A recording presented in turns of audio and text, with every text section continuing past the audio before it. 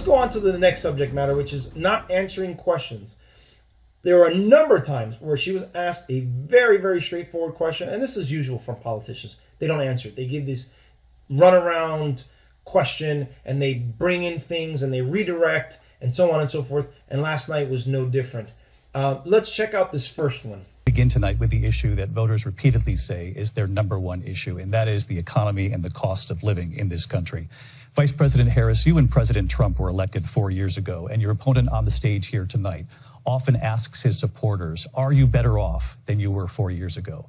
When it comes to the economy, do you believe Americans are better off than they were 4 years ago?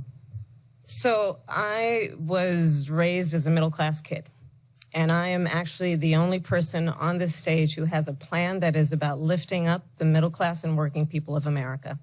I believe in the ambition, the aspirations, the dreams of the American people. And that is why I imagine and have actually a plan to build what I call an opportunity economy. Because here's the thing. We know that we have a shortage of homes and housing, and the cost of housing is too expensive for far too many people. We know that young families need support to raise their children, and I intend on extending a tax cut for those families of $6,000, which is the largest child tax credit that we have given in a long time, so that those young families can afford to buy a crib, buy a car seat, buy clothes for their children. My passion, one of them, is small businesses. My mother raised my sister and me, but there was a woman who helped raise us. We call her our second mother. She was a small business owner. I love our small businesses. My plan is to give a $50,000 tax deduction to startup small businesses, knowing they are part of the backbone of America's economy. My opponent, on the other hand, his plan is to do what he has done before, which is to provide a tax cut for billionaires and big corporations, which will result in $5 trillion to America's deficit. My opponent has a plan that I call the Trump sales tax, which would be a 20% tax on everyday goods that you rely on to get through the month. Economists have said that Trump sales tax would actually result for middle-class families in about $4,000 more a year because of his policies and his ideas about what should be the backs of middle-class people paying for tax cuts for billionaires. President Trump. So, as you can see in that video, she doesn't answer the question. It's very simple. When it comes to the economy, do you believe Americans are better off today than they were 4 years ago? It's a very simple question. She couldn't answer it, and he didn't challenge it. He didn't push back on it. He gave her the question. She answered in whatever manner. She went this way, that way. I don't care if where you're middle class, you were born middle class. I don't care about that. It's not about you. It's about the people, right? Are the people better off, right? So she mentions, and here go some of my notes. She mentions how housing is unaffordable. Well, guess what? It's unaffordable under your administration because it was affordable under the prior administration, and I'm a product of that. I was able to purchase my house, thankfully, in 2018. And I got a pretty good deal, and I got a pretty darn good interest rate. Try doing that now. Good luck. That's why there's young people that can't afford it. That's why there's elderly people that can't afford it, and they're stuck where they're at, so on and so forth. And this is a talking point that the left brings up, and it absolutely drives me bonkers. Trump's tax cuts were for billionaires and corporations. Okay, let's just entertain that for a second. Let's say it was. Damn, that economy was still pretty darn good. Even though, let's just say it benefited those millionaires, it definitely trickled down and benefited the rest of us because everybody was doing pretty darn good under that administration. So even if that was the case, as they try and spin it so that it's negative, guess what? Rich people move the economy.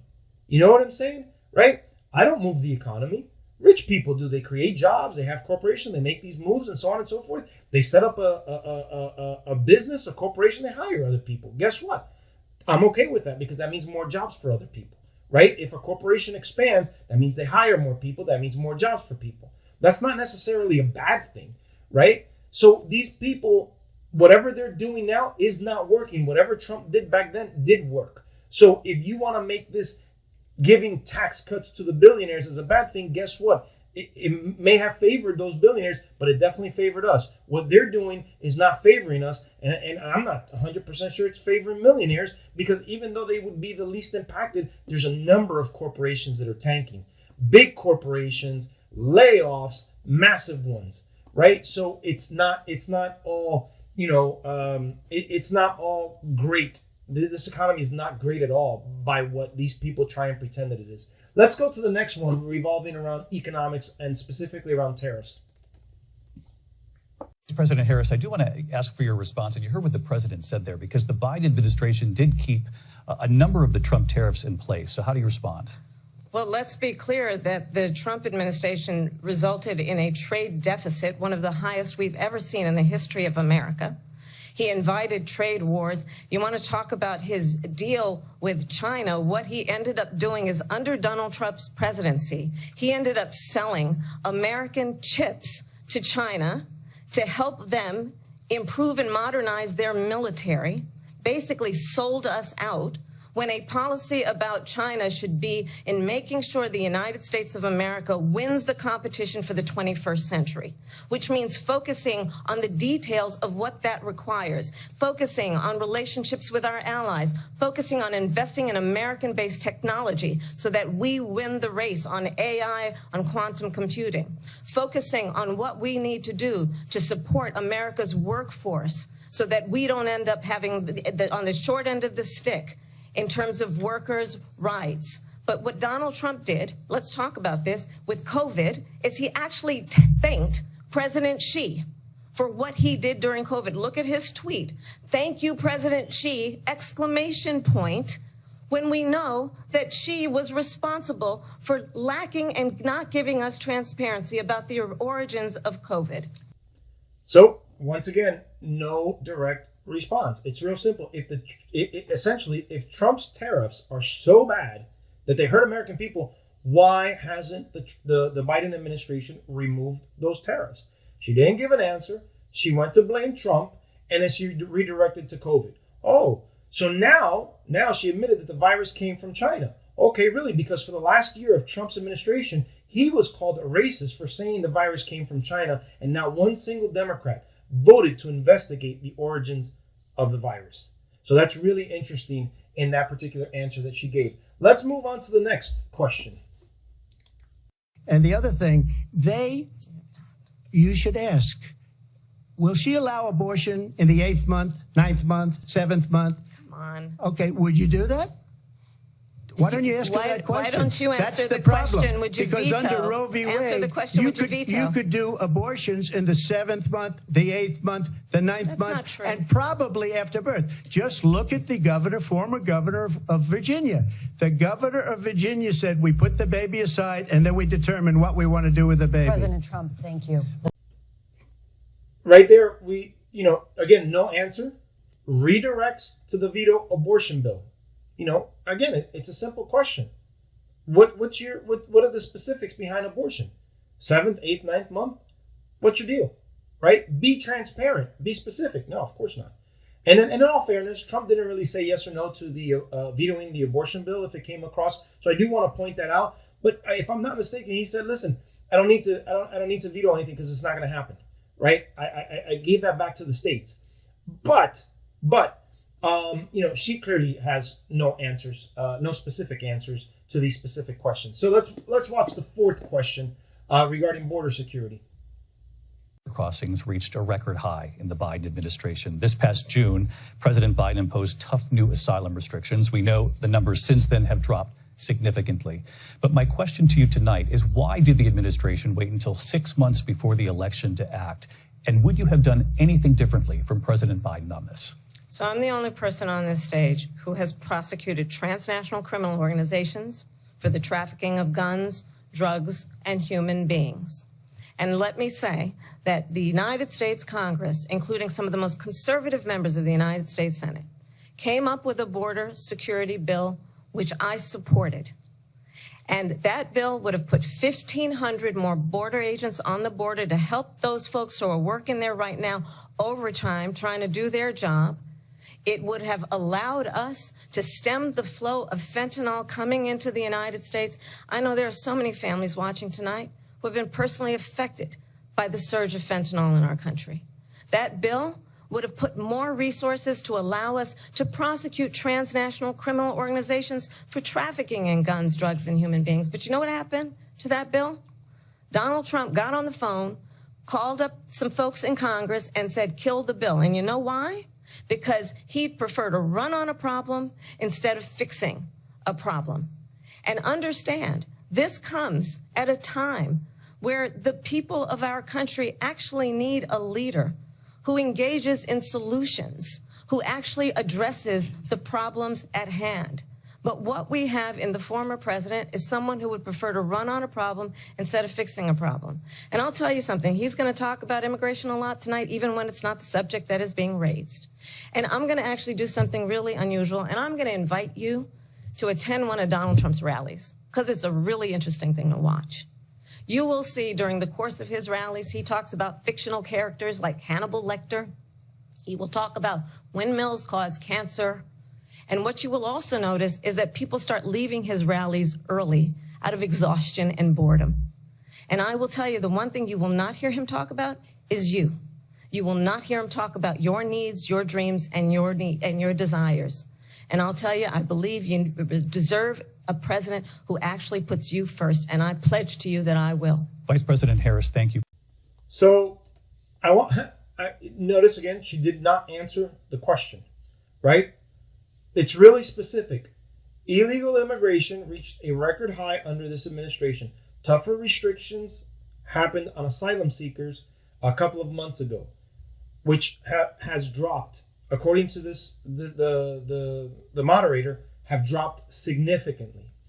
Why did you wait 6 months before the election to act, and would you have done anything different? She doesn't answer the question, and I love the fact that they acknowledge the fact that illegal immigration reached the highest. Because why? We were told there's no issue at the border, there's no crisis. Oh, now there is, because they couldn't deny it, and now she's going to fix it. She was never the borders are, but she's going to fix it. You see where we're going with this, right? She spoke about prosecuting criminals. Who cares? You were a prosecutor. Trump wasn't. Trump was a businessman, right? So to make that comparison is absolutely absurd. What have you been doing these past 3.5 years? Let's talk about that. Have you prosecuted anybody? Have you stopped anything? Have you prevented this surge, this invasion? No, because he just said it. The highest it's ever reached as far as illegal immigration crossing, right? Claims that Trump shut down the border bill, right?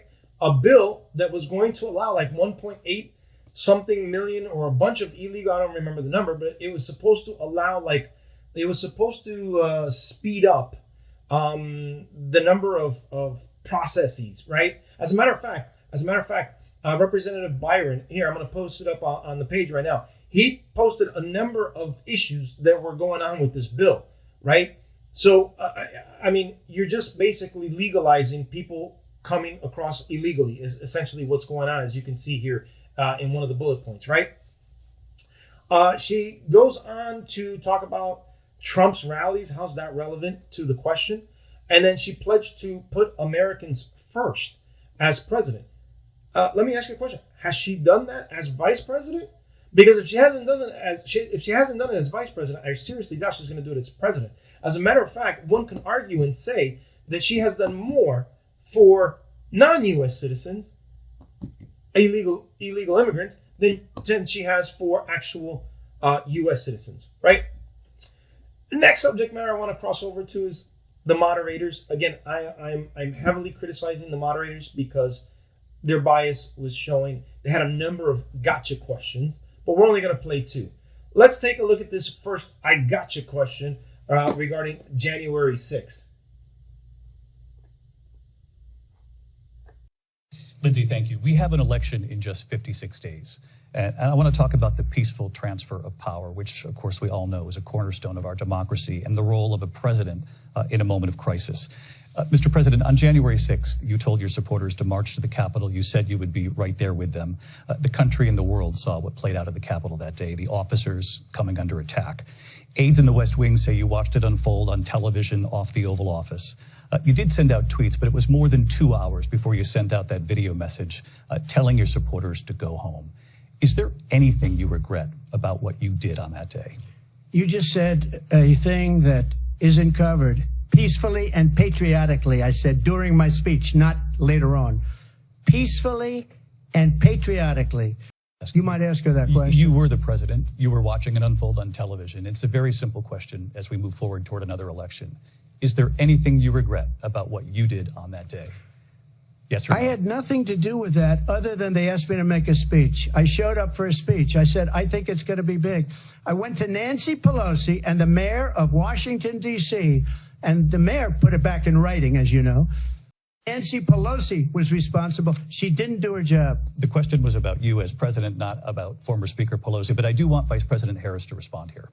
So, did you see these I gotcha questions? Number one, let's break this down because we can show the shadiness behind this question. We're talking about, he said, transfer of power because that's the cornerstone of our democracy. Okay, there's not going to be a transfer of power because he's not in power. They're the ones who are in power. So that question, if it's going to be directed at anybody, should be directed at the Biden administration. If you guys lose, will you guys do a peaceful transfer of power?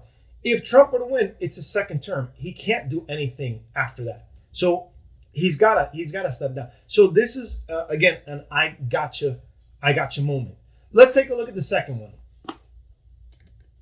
I do want to focus on this next issue to both of you because it really brings us this into focus, truth in these times that we're living in. Mr. President, for 3.5 years after you lost the 2020 election, you repeatedly falsely claimed that you won, many times saying you won in a landslide.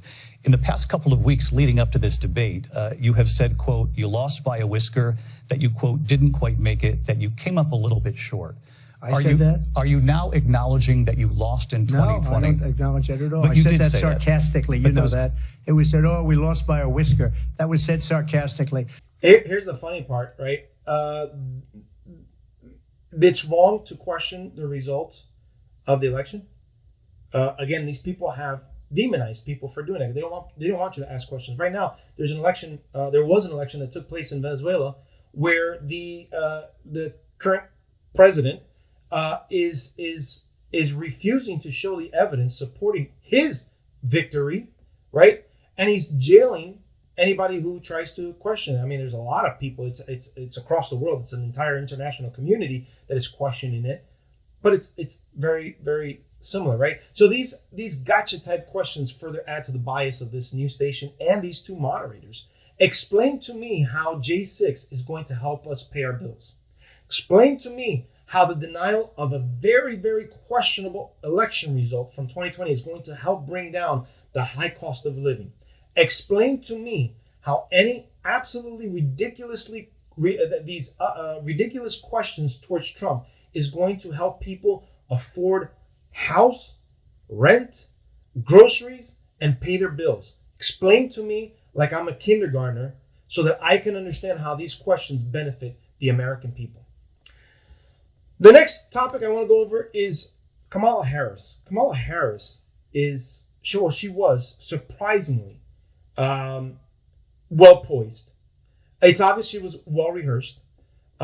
Let's take a look at some of these. Let's take a look at these rehearsed videos, and then I'll give you my analysis on it.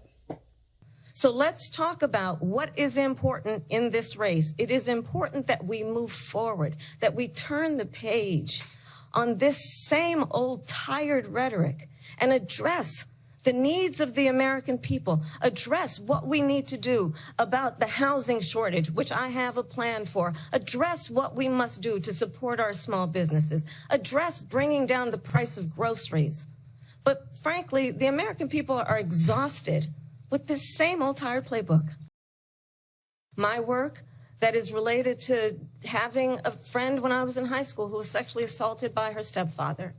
And my focus then on protecting women and children from violent crime is based on a value that is deeply grounded in the importance of standing up for those who are most vulnerable.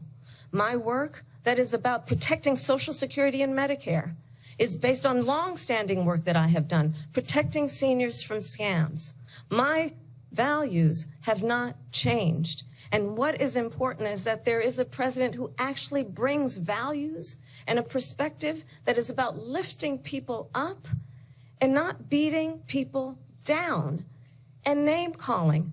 The true measure of the leader is the leader who actually understands the strength is not in beating people down, it's in lifting people up. I intend to be that president. So for everyone watching who remembers what January 6th was, I say we don't have to go back. Let's not go back. We're not going back. It's time to turn the page.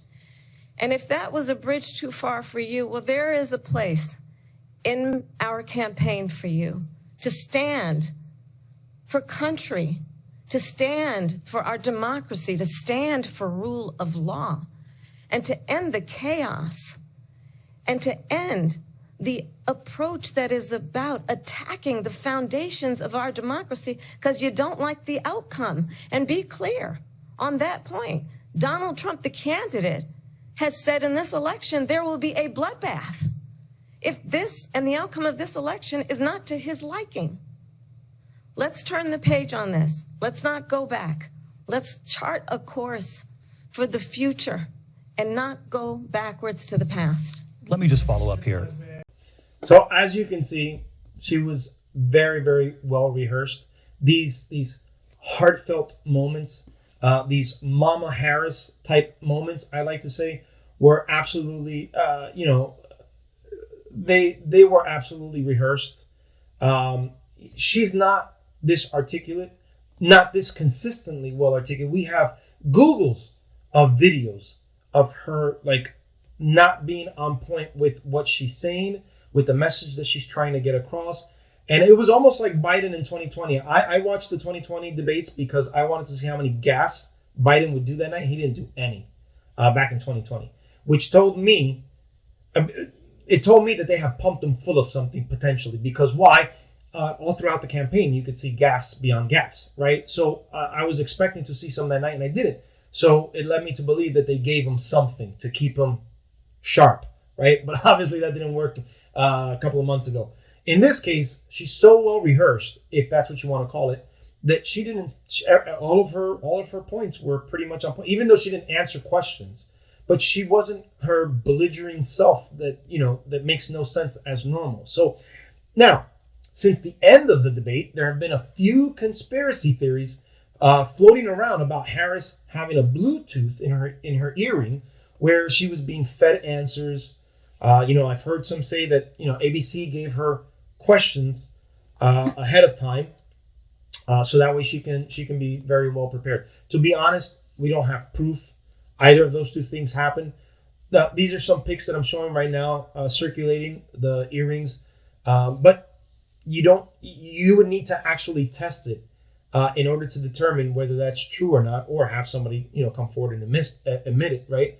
But that's what's going on. So why are these conspiracy theories circulating? So there's two reasons.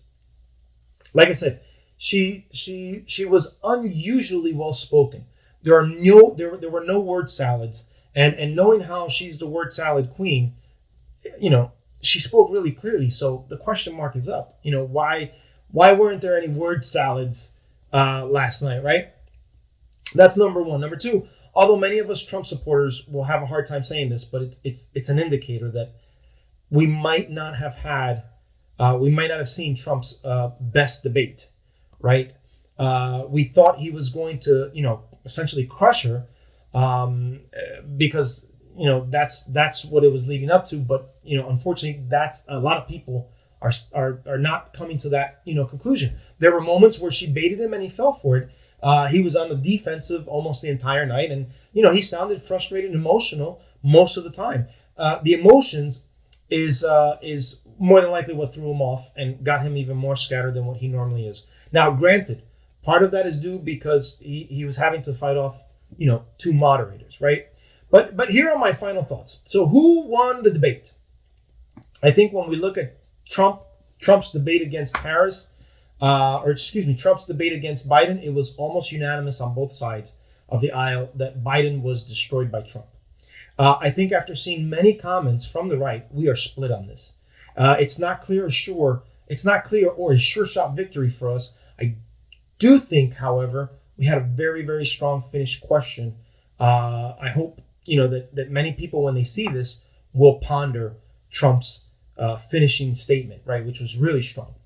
Donald Trump did take her bait several different times and got thrown off topic and went off on different tangents. But overall, it was not a bad debate, wasn't a great debate. And again, it was 3 against 1. But he did finish strong with this simple closing statement. So she just started by saying she's going to do this, she's going to do that, she's going to do all these wonderful things. Why hasn't she done it?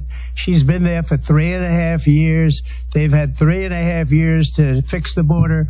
They've had 3.5 years to create jobs and all the things we talked about. Why hasn't she done it? She should leave right now, go down to that beautiful White House, go to the Capitol, get everyone together and do the things you want to do, but you haven't done it and you won't do it. But I want to remind folks, this debate isn't for Trump supporters or Harris supporters. It's for folks that haven't made up their minds yet. The folks who are undecided, independents, or people who are just, waiting to hear something to connect with. Reports from some leftist media showing the needle hasn't moved, and I sincerely hope that's the case. But if it does move, I hope it moves in our direction. Guys, this is it for this video. Apologies it was long, but I just wanted to make sure there was context behind the video. I didn't want to give you sound bites where things could be taken out of context. So I hope it was informative. Thank you so much. I'll see you guys next time. God bless you all. God bless Donald Trump. God bless America. Take care. Bye-bye.